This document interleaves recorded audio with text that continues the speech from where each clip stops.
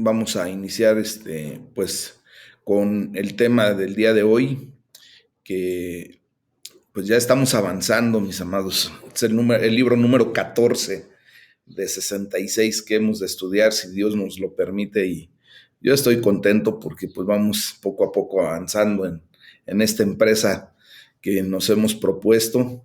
Y pues también el próximo mes estaremos ya cumpliendo 4 años consecutivos de estar estudiando la palabra de Dios en ese pues método, ¿verdad? De la lectura bíblica. Y pues la gloria sea para el Señor. Cada día nos está permitiendo seguir conociendo más de quién es Él, por qué es Él, para qué es Él y cuál ha sido la revelación bendita que ha dejado para nuestras vidas. Y sobre todo pues, le damos gracias a Dios por el Espíritu Santo, que ahora es el que nos ilumina para ir comprendiendo cada vez más la bendita palabra de Dios, y pues que esto traiga el efecto de bendición que Dios ha propuesto para nuestras vidas. Amén.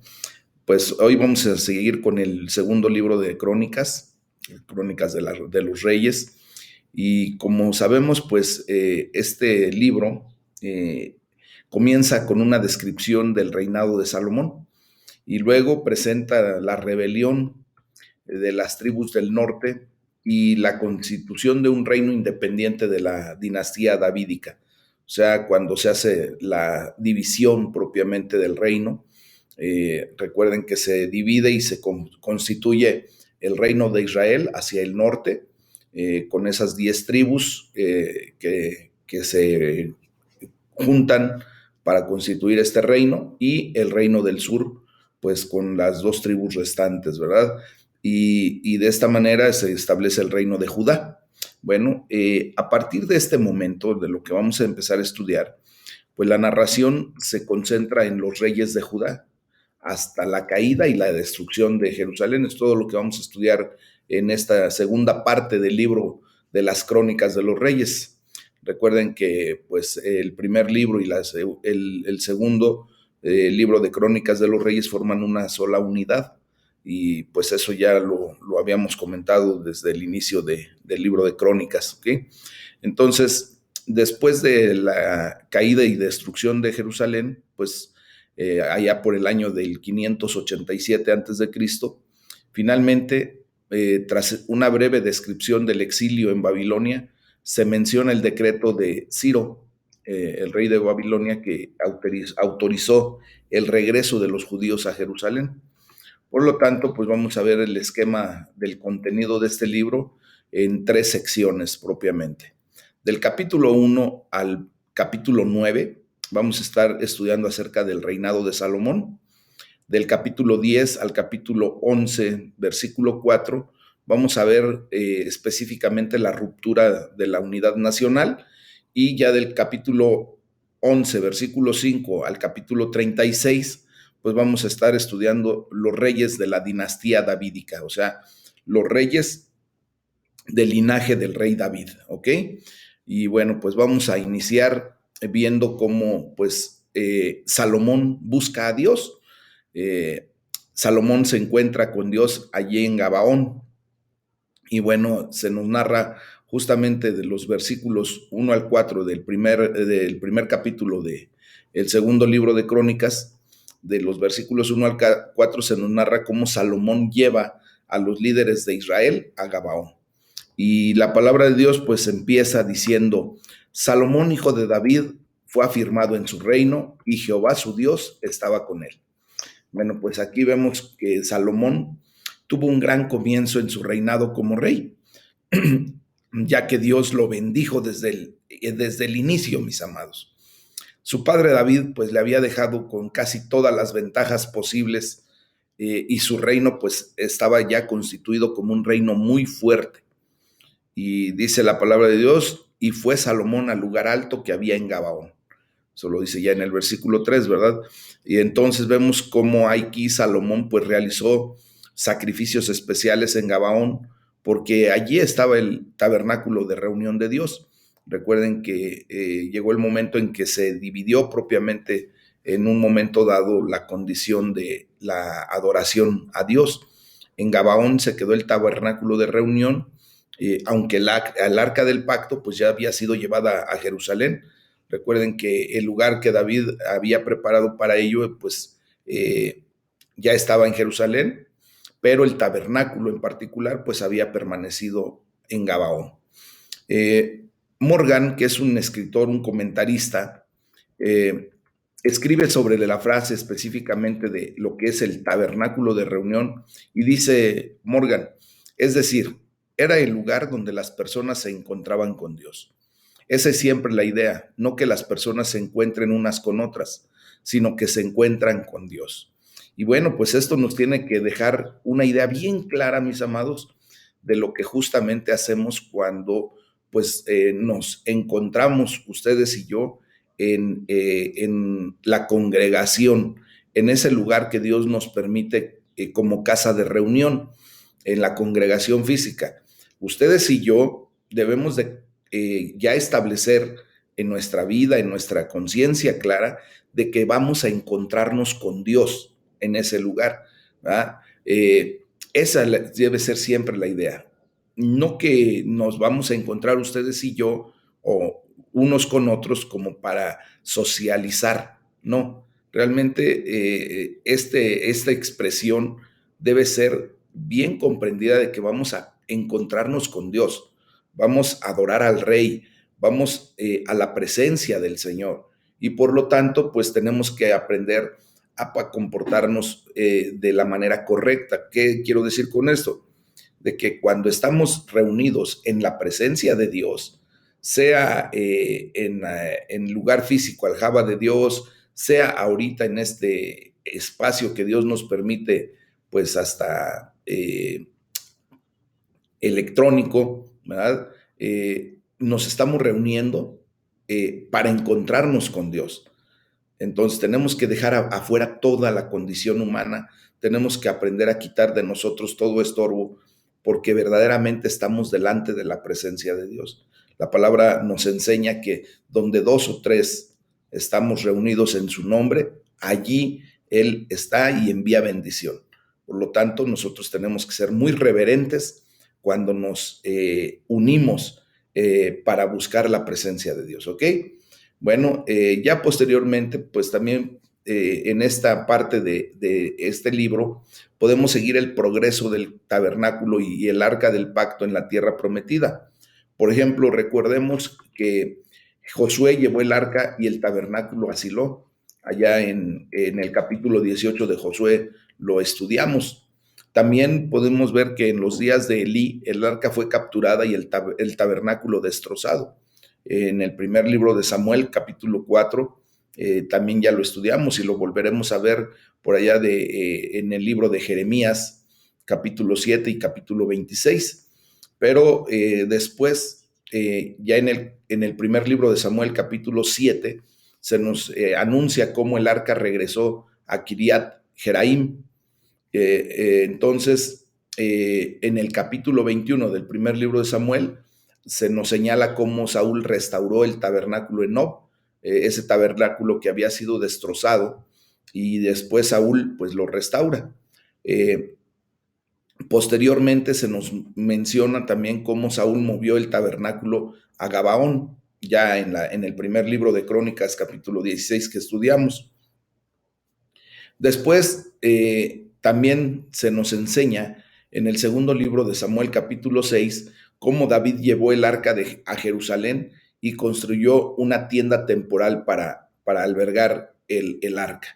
Y pues aquí vemos cómo ya estaba haciendo los preparativos para que el día de la construcción, o sea, que se terminara el templo, ¿verdad? El templo que después se le llamó el templo de Salomón, pues ya el arca fuera introducida al templo correctamente y pues tenerla en un lugar especial para la gloria de Dios, ¿ok? Debemos ver aquí cómo pues hay muchas razones para explicar por qué David no llevó el tabernáculo de Gabaón a Jerusalén. Y entre ellas pues voy a explicar tres razones para ver por qué David no llevó el tabernáculo, porque yo me hacía esa pregunta pues hace mucho tiempo cuando leía solamente este pasaje bíblico, y pues hay la necesidad de pues hacer un análisis más profundo, porque ustedes se podrían preguntar, ¿por qué David, igual que yo, verdad, lo hice? ¿Por qué David sí se llevó el arca y por qué no se llevó el tabernáculo? Bueno, la primera razón es que puede haber creído que si el tabernáculo estaba ahí el pueblo se hubiera sentido satisfecho con eso y pues hubieran perdido la pasión y la visión del templo que Dios quería construir.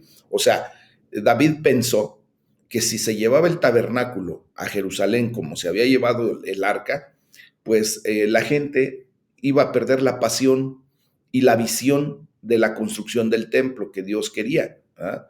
Y como ya estaba el tabernáculo en Jerusalén y el arca y todo como Dios lo había dispuesto al principio, pues ya no había necesidad de construir. Y esta pudo haber sido una de las razones por las cuales dejó el tabernáculo en Gabaón. Después, otra explicación es que pudiera ser que el tabernáculo solo fuera movido cuando era absolutamente necesario, como cuando llegó el desastre a Silo y a Nob, ¿verdad? Y que de esa manera tuviera que ser movido. Por lo tanto, posiblemente David pensó que como el tabernáculo estaba bien, no estaba lastimado ni destruido, pues se quedara tal cual y ya no moverlo.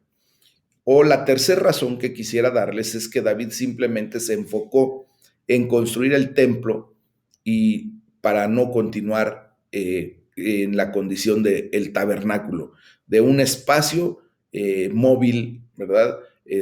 Como la tienda de campaña que propiamente era el tabernáculo, sino ya se enfocó en construir un templo que físicamente pues tendría cimientos que no sería fácil de llevar y traer, obviamente, y de esa manera pues quedarse ya tranquilo. Del versículo 5 al 6, mis amados, se nos enseña cómo Salomón y la asamblea de su séquito pues buscan a Dios juntos. Qué bello es ver cómo un líder junto con las personas que le apoyan se unen en oración. Ay, perdón. Ya, perdón.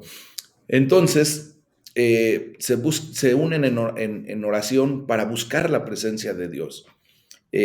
Dice la palabra de Dios, ahí en el versículo 5, asimismo el altar de bronce que había hecho Bezaleel, hijo de Uri, hijo de Ur, estaba allí delante del tabernáculo de Jehová.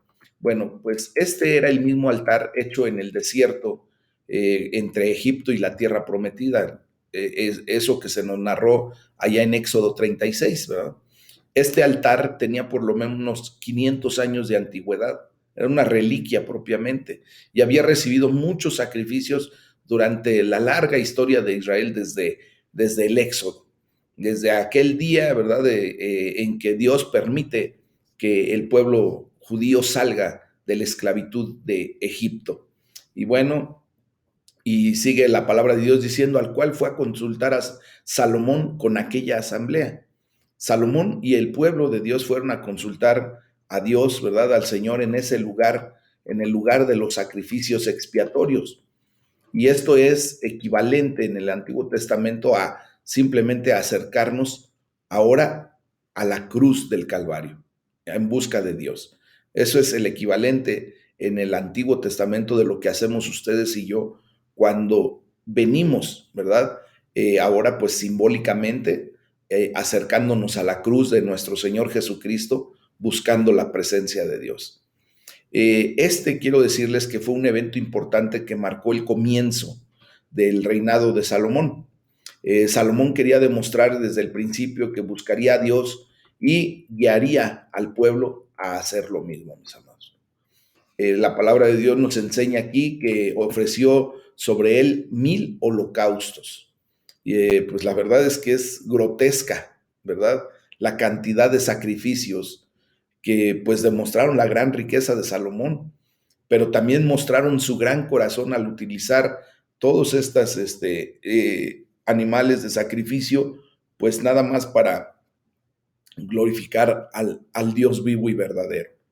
Entonces vemos cómo Salomón pues empieza, como coloquialmente decimos, con el pie derecho.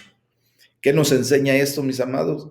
Que cualquier empresa que emprendamos, pues siempre busquemos la dirección de Dios, siempre estemos en oración delante del Rey, porque Él es el que nos va a dar la guianza para poder seguir adelante, ¿verdad? Y esto pues lleva a glorificar su nombre, a honrarlo, poniéndolo en el lugar que le corresponde.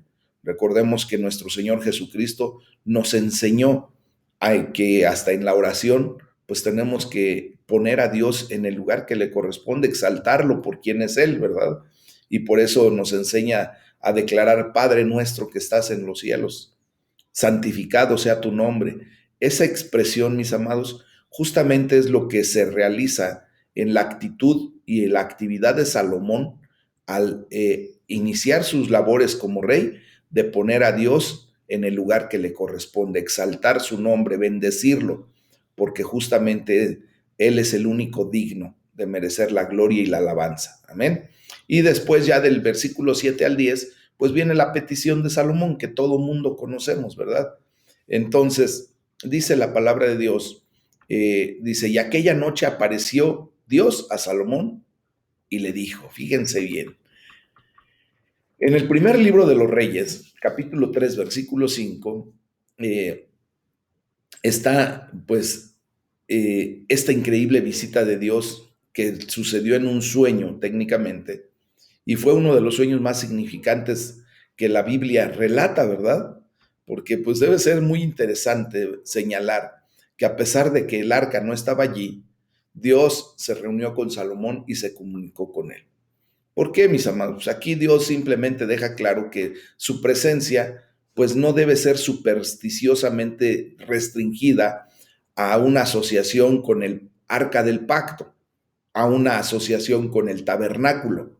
O sea, Dios tiene la libertad, ¿verdad? De mostrarse, de hacerse presente en cualquier lugar. Y por eso, pues yo le doy la gloria a Dios, porque a nosotros no nos restringe a tener la experiencia de estar en la presencia de Dios en cualquier lugar. ¿Verdad? No tenemos que dirigirnos a un lugar en particular o específico para buscar la presencia de Dios. Desde lo profundo de nuestro corazón, allí encontraremos a nuestro Dios Todopoderoso, porque Él es el que vive y reina. Él es el Dios omnipresente que en todo lugar está. Entonces, pues es grato entender esto, porque de esta manera pues nos desligamos completamente de lo físico. A Dios no le gusta que nosotros lo encasillemos en un área en particular, en una condición física, y mucho menos en algún objeto que pudiera relacionarse con él, ¿verdad? Entonces nosotros tenemos la libertad de adorar al Dios vivo y verdadero, que vive y reina por siempre y para siempre. Amén. Y le dice allí en ese sueño, le dice a Salomón: pídeme lo que quieras que yo te dé. Imagínense nada más, esta es una promesa increíble, mis amados. Pídeme lo que quieras. Pues la verdad es que yo veo aquí a Dios hasta pues muy arriesgado, ¿no? Eh, ¿Qué tal y si le pide, no sé, alguna situación que en donde comprometiera la condición de Dios? ¿Verdad? Y le está dando: pídeme lo que quiera, le está diciendo que yo te dé. Entonces, pues fíjense que Dios pues parecía ofrecer a Salomón lo que realmente él pudiera haber deseado en ese momento. Y esto no solo fue porque Salomón sacrificara 1000 animales, ¿verdad? En holocausto. Simplemente saben por qué Dios se atreve a hacer esa expresión. Es porque el corazón de Salomón pues estaba rendido completamente a Dios. Y Dios quería trabajar algo en la vida de Salomón a través de esta gran oferta y a través de la respuesta que Dios le daría y a través de la respuesta que mismo Salomón daría en relación a ese ofrecimiento. Obviamente Dios, que conoce hasta las intenciones del corazón humano, sabía perfectamente bien que la reacción de Salomón pues iba a ser una reacción correcta. Ya Salomón había entregado su corazón a Dios. Eso nos lleva a que ustedes y yo pues tengamos ese tipo de actitud, entreguemos nuestro corazón al rey, y él sabe perfectamente bien cómo nos puede ofrecer pues la bendición que necesitamos. Entonces vemos aquí cómo la reacción natural pues al leer esta promesa de Dios para Salomón es desear que tuviéramos esa promesa. Y eso sería hasta lógico, correcto, si siempre hemos dicho que tenemos que hacer nuestra la bendita palabra de Dios, ¿verdad? Pues al leer esta promesa, pues, ¿quién de ustedes no quisiera, o quién de nosotros no quisiera que Dios nos hiciera esta declaración? Pídeme lo que quieras, ¿verdad? Que yo te lo daré. Yo creo que todos quisiéramos escuchar esto. Y déjenme decirles algo, sí tenemos esta promesa. Fíjense lo que dice Mateo 7:7. Pide y se te dará. Busca y hallarás. Llama y se te abrirá. Eso es lo que nos promete nuestro Señor Jesús. ¿Ah? Otra promesa que es muy semejante a esta está en Juan 15, versículo 7, donde dice, si permanecen en mí y mis palabras permanecen en ustedes, pidan todo lo que quieran y será hecho. Fíjense nada más. Tenemos nosotros también esa bendición. No nada más fue para Salomón. En la primera carta de Juan, capítulo 5, versículo 14, también se nos hace esta misma referencia y dice, y esta es la confianza que tenemos en Él, que si pedimos alguna cosa conforme a su voluntad, Él nos oye. Y aquí quiero resaltar ese punto de conforme a su voluntad. Déjenme decirles que Dios sabía perfectamente que Salomón, al haberle entregado su corazón, él voluntariamente había decidido que su vida fuera conforme a la voluntad de Dios. Entonces, si nosotros permitimos, ¿verdad?, que nuestra condición se vuelque a la voluntad de Dios, mis amados, cualquier cosa que pedamos conforme a esa voluntad, pues Él nos oye y nos la dará, así como a Salomón le dio justamente lo que pidió. El problema, mis amados, es que muchos cristianos, ¿verdad?, eh, y para muchos cristianos, no es si ellos recibirán algo cuando lo pidan, sino posiblemente ni siquiera lo pidan, porque no tienen bien claro este concepto.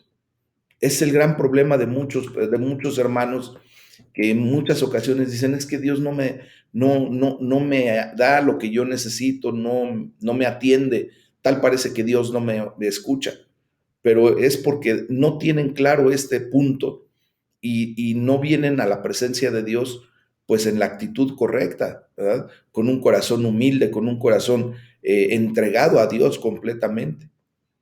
Después viene la respuesta de Salomón a esta actitud de parte de Dios y le dice Salomón, tú has tenido con David mi padre gran misericordia. Fíjense bien, antes de responder a la oferta de Dios y pedir algo, Salomón recordó la gran fidelidad de Dios con David su padre.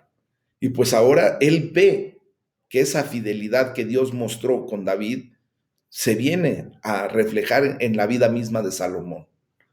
Y esto es una actitud, mis amados, loable de parte de Salomón, porque primero reconoce quién es Dios, reconoce que Dios es fiel, reconoce que justamente Dios es el proveedor de absolutamente todo. Y por eso le dice, tú has tenido con David, mi padre, gran misericordia. Mis amados, cuando nosotros reconocemos quién es Dios, qué ha hecho Dios y qué seguirá siendo Dios, pues lo ponemos en el punto correcto, ¿verdad? Tengamos siempre esa actitud, mis amados. Antes de pedir algo a Dios, pongamos la condición correcta. Y por eso cité en las palabras de nuestro Señor Jesucristo a lo que nosotros conocemos ahora como el Padre Nuestro, ¿verdad? Si se dan cuenta, antes de decir nuestro Señor Jesús, danos el pan de cada día, ¿qué le dice primero? Padre nuestro que estás en los cielos, santificado sea tu nombre. venga a nosotros tu reino y hágase tu voluntad. Allí justamente es cuando nosotros estamos poniendo a ese Dios todopoderoso en el lugar que le corresponde para nuestras vidas. Y entonces ya vendrán las peticiones. Es como cuando nos acercamos a nuestros padres terrenales. Muchas personas actualmente se acercan a sus padres solamente para estirar la mano y para pedir. Y ya no hay respeto, ya no hay una actitud correcta, simplemente de pedir y pedir y pedir.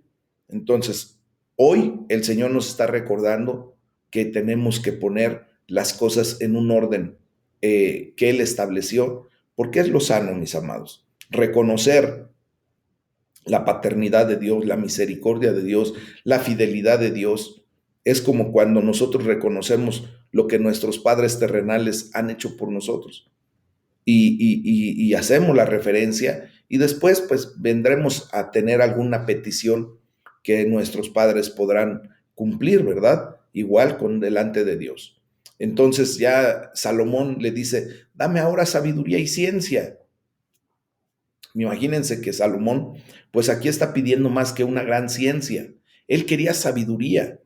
Y según el primer libro de Reyes, capítulo 3, la quería en su corazón, no solamente aquí en la cabeza, porque mucha gente puede jactarse de ser muy sabio, de tener una sabiduría humana muy relevante, ¿verdad? Pero la sabiduría que Salomón estaba pidiendo era una sabiduría que viniera desde lo profundo de su corazón, no solamente tener información y tener conocimiento y poner en práctica ese conocimiento que viene a ser la sabiduría, sino más bien tenerla desde lo profundo de su corazón.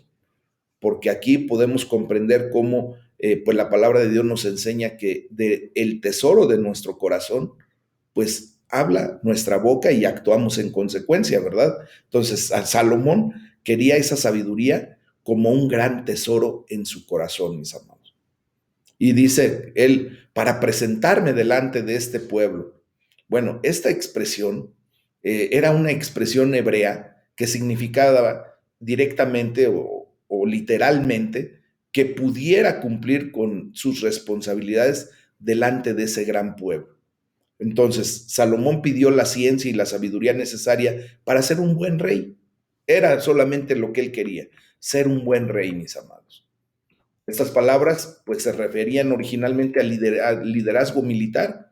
Allí en el primer libro de Crónicas 11 y en el primer libro de Samuel 18 se nos enseñó. Pero aquí, en este preciso instante, se amplían para representar el buen gobierno en general, no solamente en el liderazgo militar, sino en todo lo que engloba un reinado, ¿verdad? Una responsabilidad de esa envergadura, un gobierno en general. Y pues ya vemos aquí en el versículo entre el 11 y 12 cómo Dios responde la petición de Salomón. Salomón recibe sabiduría y aún más de parte de Dios. Fíjense bien, dice ahí la palabra de Dios entre el versículo 11 y 12, por cuanto hubo esto en tu corazón. Miren, Dios estaba complacido por lo que Salomón pidió. Fíjense nada más que Salomón, ¿verdad? Pues él conocía su gran necesidad de sabiduría y de ciencia. Reconocía sus limitantes en ese momento. Reconocía pues que él simplemente era un hombre al que Dios lo había bendecido al llamarlo para gobernar a su pueblo.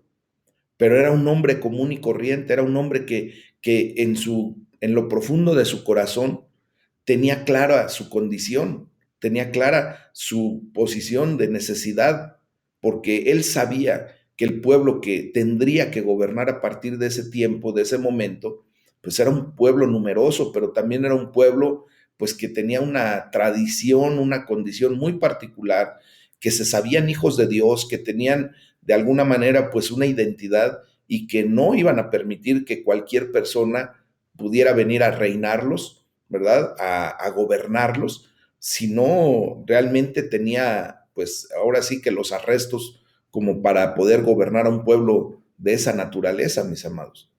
Entonces, él simplemente pues pide lo que necesita en el momento. Dios también estaba complacido por lo que Salomón no pidió. Eh, Él no pidió riquezas, no pidió fama, no pidió, es más, ni siquiera poder para sí mismo. No pidió la cabeza de sus enemigos, no pidió que, o sea, nada de lo que en algún momento alguna persona pudiera haber pedido, ¿verdad? Por lo tanto, podemos ver aquí que la petición de Salomón no fue mala. Se nos dice específicamente en el primer libro de Reyes, capítulo 3, versículo 10, que la petición que Salomón hizo agradó a Jehová, agradó a Dios.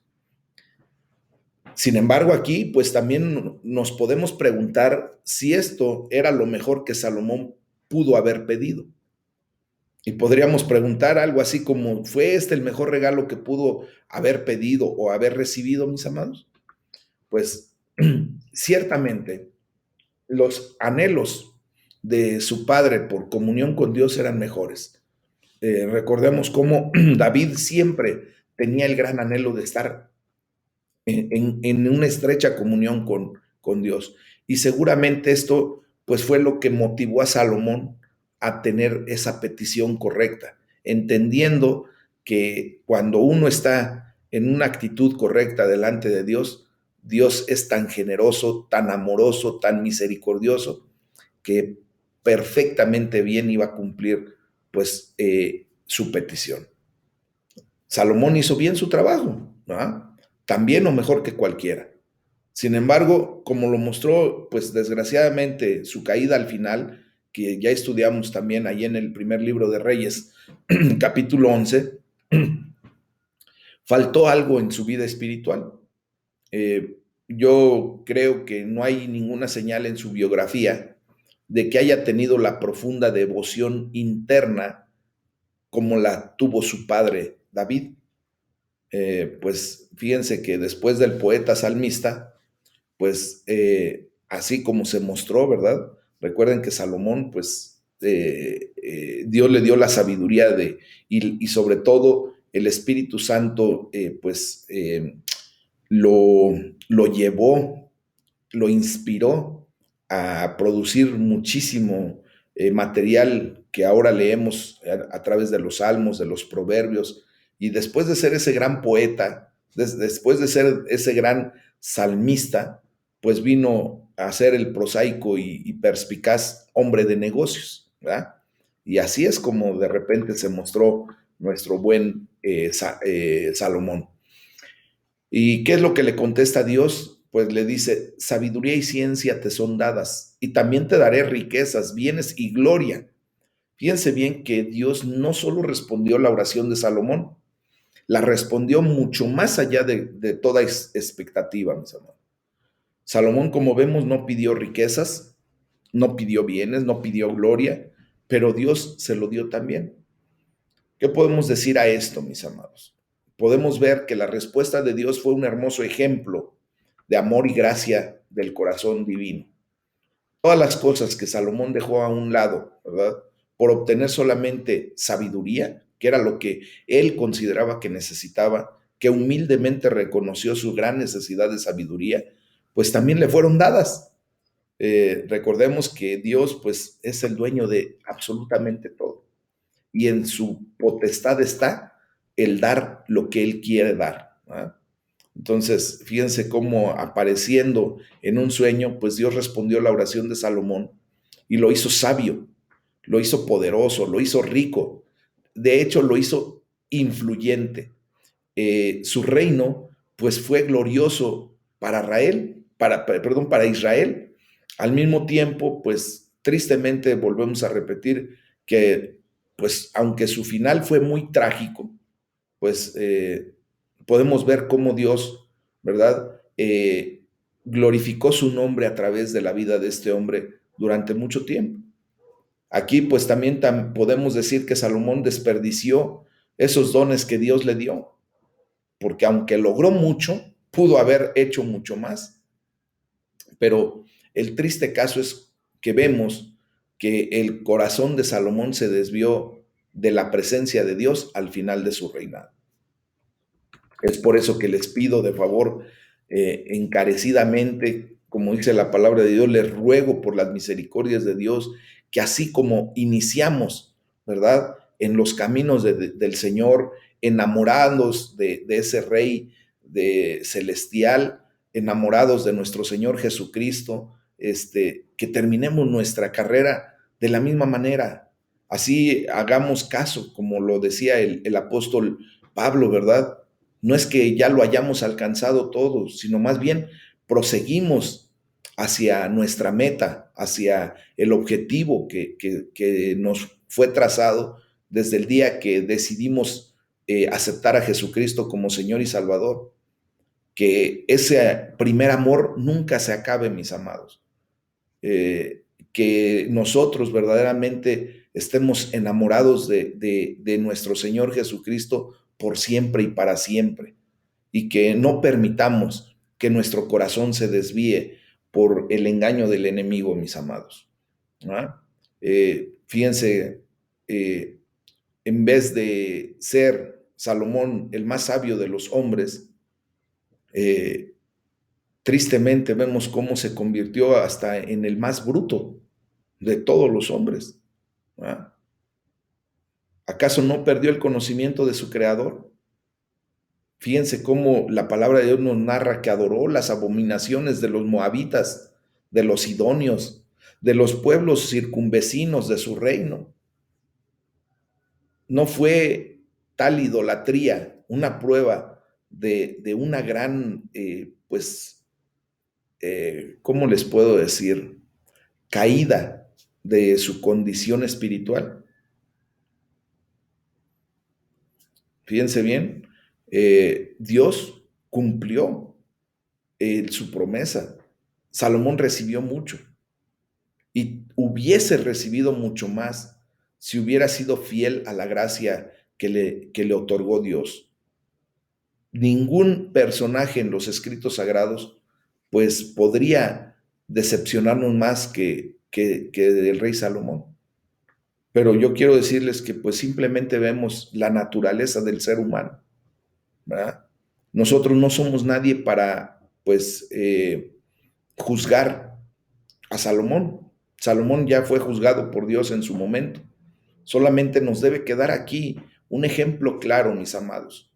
Y por eso precisamente Dios permitió que se escribiera sobre la vida de Salomón, pues mucho, para que nos dé un claro ejemplo de cómo no debemos ser. ¿Ah? Sí, debemos tomar el ejemplo de lo mejor. Dice la palabra de Dios que tenemos que aprender a retener lo bueno y desechar lo malo. Bueno, Dios nos está dando por inspiración divina, pues la biografía de Salomón, desde sus inicios hasta su final, para que nosotros aprendamos a retener lo bueno que hizo él. Es para eso que Dios está permitiendo que nosotros podamos no juzgar, sino más bien analizar la condición de vida de Salomón, para que tengamos consideración de lo que hacemos, para que sepamos que si bien pudimos haber iniciado correctamente la carrera en nuestro Señor Jesucristo, los caminos de Dios, pero que no nos desviemos como lo hizo Salomón. Entonces, esto nos lleva a ver, ¿verdad?, que Dios está preocupado por nuestra conducta posterior a cuando recibimos a Cristo. Gloria a Dios el día que llegó Cristo a nuestras vidas. Gloria a Dios que por el día que Dios tuvo misericordia de nosotros y nos salió al encuentro y provocó nuestro nuevo nacimiento, ¿verdad? Qué glorioso es Dios por esa acción por nuestra vida. Pero a Dios le importa más cómo vamos a terminar que cómo empezamos nuestra vida en Cristo. Tengamos en consideración esto, mis amados. Esto es lo que nos tiene que quedar de este inicio de este segundo libro de las Crónicas de los Reyes. Bueno, pues ya después del versículo 13 al 17 se nos muestra la gran riqueza de Salomón. Y dice ahí la palabra de Dios: volvió Salomón a Jerusalén y reinó sobre Israel. Bueno, pues Salomón realmente reinó o comenzó su reinado en la gran sabiduría que Dios le dio en Gabaón. Y un famoso ejemplo de su sabiduría, pues se encuentra en el primer libro de los Reyes, capítulo 3, del versículo 16 al 28, donde sabiamente juzgó entre dos madres que afirmaban que el mismo bebé era el suyo. Eso ya lo estudiamos y ya lo vimos, ¿verdad? Esa sabiduría que en aquel momento, pues, vino a ser un parteaguas de cómo un gobernante tomaba en consideración hasta de poder decir, a ver, dividan a este bebé en dos y denle la mitad a una madre y la mitad a la otra madre. Eso nunca se había visto. Y obviamente esto causó conmoción, pero una conmoción correcta de decir, wow, qué tipo tan sabio, ¿no? ¿Cómo pudo descubrir quién era la verdadera madre? Pues simplemente cuando la mujer, que era la madre verdadera, le dice, ¿sabe qué, señor? Déjalo completo, déjalo que viva y mejor entrégaselo a ella. Pues justamente esto mostró la gran sabiduría que Dios le otorgó a Salomón. Y también vemos que la palabra de Dios dice, y juntó Salomón carros y gente de a caballo. Eh, nosotros podemos ver no solamente en la historia que nos narra la palabra de Dios, sino también en la historia narrada por historiadores que salen del contexto bíblico, cómo los establos del rey Salomón se convirtieron en establos muy famosos, porque aquí se muestra que reunió una vasta caballería para Israel. Uh-huh. Y se vio, pues, en una situación en donde en aquellos tiempos era muy famosa la condición de la gran cantidad de animales que tenía dentro de su caballería, dentro de sus establos, Salomón. Desafortunadamente también muestra que Salomón no tomó la palabra de Dios con tanta seriedad como debería. Allí en Deuteronomio 17:16, Dios dijo específicamente a los futuros reyes de Israel, pero él, así lo dice la palabra de Dios en Deuteronomio, él no aumentará para sí caballos. ¿Por qué, mis amados? Porque justamente, pues, Dios quería que la confianza de el gobierno, de los gobernantes del pueblo de Israel, estuviera en Dios, no estuviera en el número de su ejército, en el número de sus caballos. Ya comentamos con anterioridad que pues los ejércitos verdaderamente se veían en su fortaleza en relación al número de carros de guerra que tenían y en relación al número de caballos o de gente de a caballo que pudieran tener dentro de sus filas. Entonces, en Deuteronomio, Dios dice que no deben de hacerse de mucho ejército los reyes o los gobernantes del pueblo judío, porque entonces pues estarían poniendo toda su confianza en el número de sus ejércitos y no en Dios. ¿Ah? Fíjense cómo la palabra de Dios nos lleva a comprender muchos detalles, mis amados. Dice la palabra, y acumuló el rey plata y oro en Jerusalén como piedras. Bueno, pues cuando pensamos en la gran riqueza de Salomón, también debemos considerar que originalmente no había puesto su corazón en las riquezas. Deliberadamente pidió sabiduría para dirigir al pueblo de Dios en vez de riquezas o fama. Pero también Dios prometió dar a Salomón riquezas y fama, y Dios cumplió su promesa. Imagínense nada más el hecho de poder juntar piedras, bueno, el oro y la plata como si fuera piedra, pues esto significa y nos da a entender que la riqueza que acumuló Salomón era excesiva. Entonces, aquí también podemos considerar que Salomón dio un elocuente testimonio de la vanidad de las riquezas, como lo dice ahí en el libro de Eclesiastés, como el libro del predicador. Poderosamente mostró que no había satisfacción ninguna, ¿verdad? A través del materialismo. Si vamos a estudiar ahí en el libro de Eclesiastés, como el rey Salomón dice, vanidad de vanidades. Él buscó satisfacer su necesidad de vanidad, ¿verdad? A través de riquezas, a través de mujeres, a través de muchas cosas, a través del materialismo, y claramente nos hace el señalamiento que no hay satisfacción en el materialismo. Entonces, ustedes y yo, pues no tenemos que ser tan ricos como Salomón para aprender la misma lección. Muchas veces buscamos satisfacción por muchos medios, como lo hemos explicado, tratando de llenar ese vacío existencial. La gente cuando antes de venir a los pies de Cristo busca satisfacer su vida, sus necesidades a través del materialismo. Y nos damos cuenta de que así pudiéramos ser tan exageradamente ricos como Salomón, tendríamos la misma condición, no satisfacción a final de cuentas. Ciertamente, pues Salomón presidió un reino próspero y rico, ¿verdad? Sin embargo, el cronista también nos está haciendo una advertencia aquí. Él asume que sabemos de las instrucciones para los futuros reyes de Israel, como lo decía ahí en Deuteronomio 17.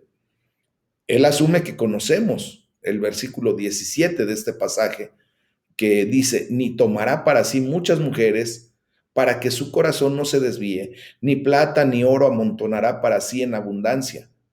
Dios bendijo a Salomón, mis amados, con grandes riquezas, pero Salomón permitió que esa bendición se convirtiera en una maldición, porque desobedientemente multiplicó la plata y el oro, pero para sí mismo. Yo quiero decirles que pues no había nada malo en todo esto, pero creó un peligro muy sutil, mis amados. La prosperidad es siempre un peligro más insidioso para los hombres de fe que la adversidad que pudiera tener ese hombre de fe. Por eso es muy peligroso, mis amados, no estar bien en comunión con Dios. Dios nos está prosperando, Dios nos está dando muchísimo. A lo mejor no lo podemos ver porque no es algo material, algo tangible, pero quiero decirles, mis amados, que a través de este año y días que ya llevamos del estudio de la palabra de Dios, Dios nos ha dado una riqueza increíble. Y tenemos que ser muy cuidadosos con todo lo que Dios nos ha dado, porque ese hilito que divide la riqueza bien aceptada, bien puesta en orden, de la condición de vanagloria, es tan fino ese hilo que muchas veces se rompe. Y por eso, desgraciadamente, mucha gente, al empezar a conocer todo esto, al tener toda esta riqueza que Dios nos da, empieza a desviar su mentalidad y se vuelve muy legalista, muy religioso. Y ahí es a donde el enemigo pone las cosas de una manera equivocada y todo lo que tendría que ser bendición para nuestras vidas, cuando lo llevamos a condiciones en donde no estamos bien puestos delante de Dios, se convierte en vanagloria, se convierte en religiosidad y después ya no nos queremos rozar con gente que no, que entre comillas no comulga lo mismo que nosotros y nos volvemos cabezones y lastimamos y topeteamos por la gran abundancia que Dios nos está dando. Nos hacemos ricos, nos ha hecho ricos el Señor. Entonces, aprendamos a dirigir correctamente bien nuestros pensamientos, nuestras acciones, para que siempre sea glorificado el Rey de Reyes, el Señor de Señores antes que nosotros. Lo que Dios nos está regalando en sabiduría, lo tenemos que aplicar para la gloria de Dios, mis amados. Amén. Dice la palabra de Dios ahí, dice, y los mercaderes del rey compraban por contrato caballos y lienzos finos de Egipto para Salomón. Entonces vemos aquí cómo al final de esta gran descripción de la riqueza de Salomón, pues tenemos ahora el sonido de esa oscura nota, ¿verdad?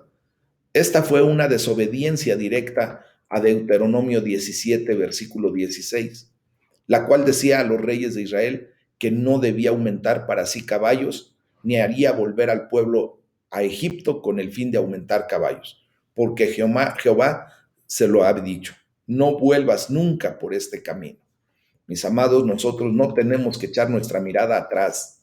Acuérdense que para atrás ni para agarrar impulso, mis amados. Ya Dios nos puso en su camino y hay que seguir para adelante, siempre para adelante. Lo que quedó atrás, lo que quedó en el pasado, allí se debe quedar. Allí se debe quedar en el pasado, mis amados.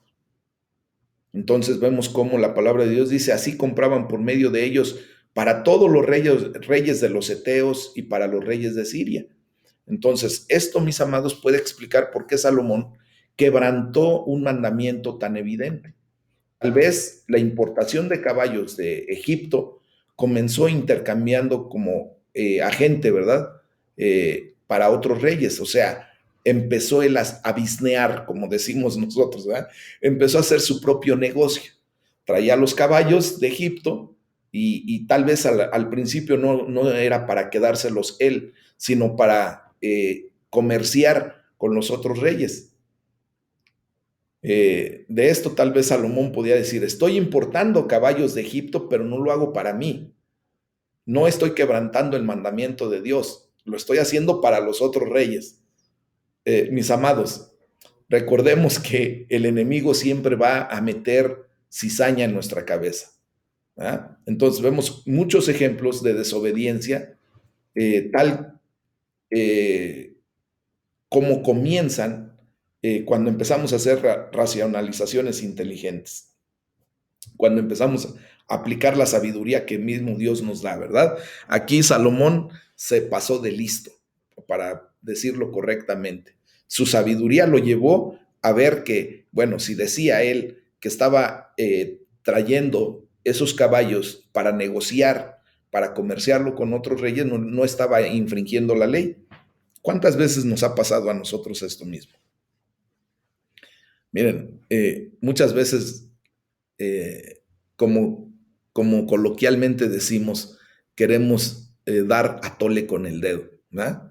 Que queremos darle muchas vueltas a las cosas para hacer algo que es desobediencia simplemente.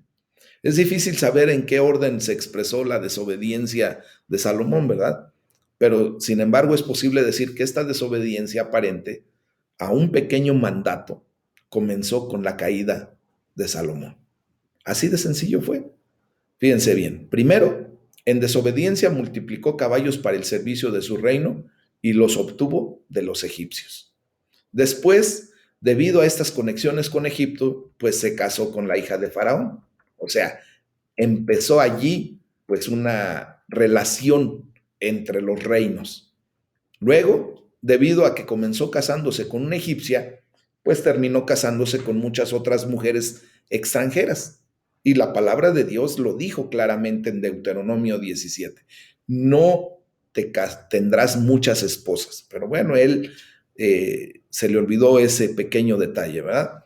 Posteriormente, debido a la presencia de esposas extranjeras, pues construyó templos para sus dioses para que los utilizaran sus esposas, no él, entre comillas, ¿verdad?